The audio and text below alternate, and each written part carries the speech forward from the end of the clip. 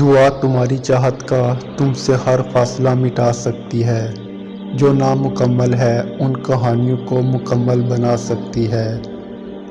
دعا نا امیدی سے ہی امید کا نیا چراغ جلا سکتی ہے، جو تکلیف دیتا ہے تمہیں ہر وہ خیال تمہارے دل سے نکال سکتی ہے۔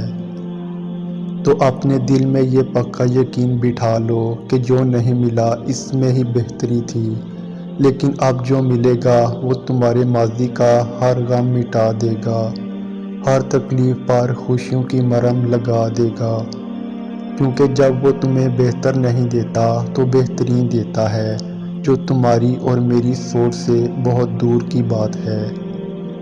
ایک دفعہ یاد کر کے تو دیکھو، کیا اس نے تمہاری کبھی کوئی ایسی دعا قبول نہیں کی جو تمہارے حق میں بہتر ہو؟ کیا تمہاری پسند کی کوئی چیز تمہیں کبھی عطا نہیں کی؟ ہو سکتا ہے جو تم نے مانگا ہو وہ کبھی تمہارے حق میں بہتر نہ ہو۔ یہ بھی ہو سکتا ہے اسے تم اتنے عزیز ہو کہ وہ تمہیں وہ دینا چاہتا ہو جس کا تم نے کبھی سوچا ہی نہ ہو۔ پتہ ہے صبر کی انتہا کیا ہے؟ اس وقت بھی صبر کرتے رہنا جب لگ رہا ہو کہ اب کچھ نہیں بچا، سب ختم ہو گیا۔ اب آنکھوں میں اور آنسو نہیں بچے، اب دل میں اور برداشت نہیں رہی، اب میں گر جاؤں گا، میرے قدم لڑکھڑا رہے ہیں۔ ہم صبر کو آسان سمجھتے ہیں، صبر ہرگز آسان نہیں، یہ بہت بڑی قربانی ہے، اسی لیے صبر اللہ کو سب سے زیادہ پسند ہے۔